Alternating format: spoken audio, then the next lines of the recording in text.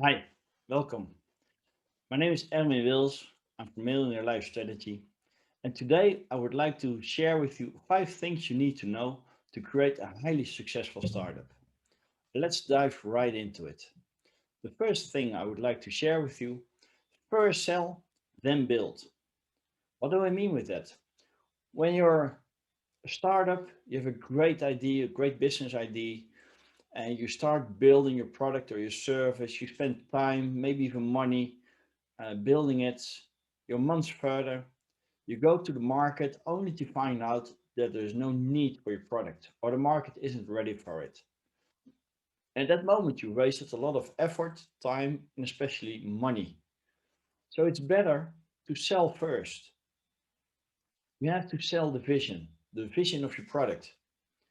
And the moment you've sold it to a few people, then there's an urge to build it. And you know there's a demand for it. Worst case scenario, you have to return the money to the people, but at least you didn't waste any time, any money, any effort. So first sell your vision, then build what you're selling. The second tip I would like to share with you: define your niche. You know, you can have a great product, but you also need to know who your customers are. And the more detailed you can pinpoint them, the better. Consider it go fishing. Right? Do you want to fish in a small pond and catch every fish in it? Or do you want to fish in the ocean, hoping someone will bite? And maybe that some fish isn't even your ideal client. So the more detailed you can get your niche down, the better. The third tip I would like to share with you is solve the problem. What do I mean with that? I see a lot of entrepreneurs and startups that are selling the tools. I'll give you a little example. Consider an Apple iPod. Two advertisements. One says 4 gigabytes internal memory. The other one says 200 hours music in your back pocket. Now, what do you think the client is looking for? They're looking for the 200 hours music in the back pocket. What do my typical clients sell? The 4 gigabytes internal memory. Because that's known language to them, it makes perfect sense for them. But their clients are not looking for 4 gigabits internal memory.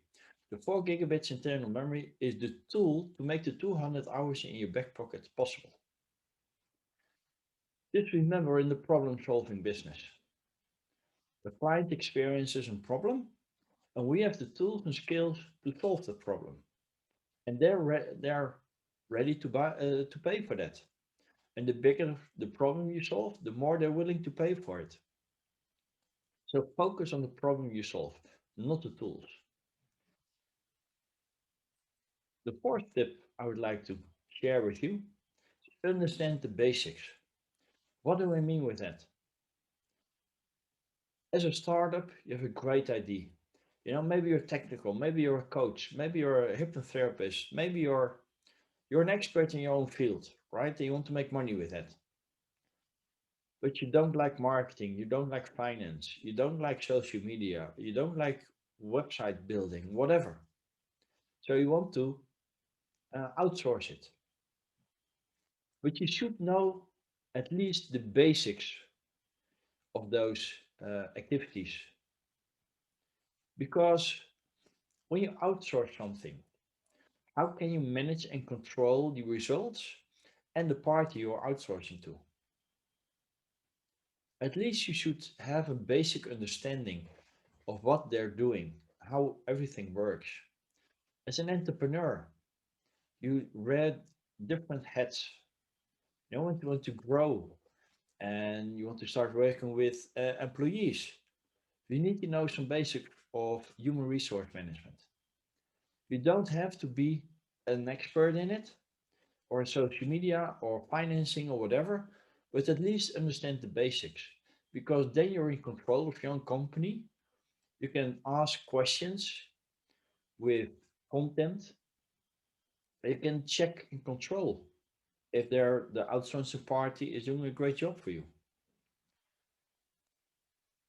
The fifth and last tip I would like to share with you is know your core values. Because skills can be learned, but core values, that's something inside of you. And as you start as a solopreneur, your core values are the core values of the company. And when you want to start cooperating with somebody or you start hiring employees, it's important that they preferably they have the same core values or at least they align with your core values because that's important to you. It's what you expresses in the company. It's what the company and you stand for.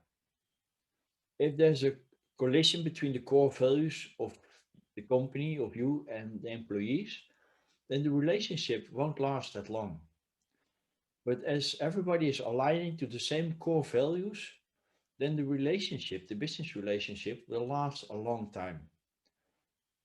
But first, you have to get clarity on your own core values and don't forget to express them so that others will know them as well. That way, they will align with you, with your business, and they choose you because of your core values.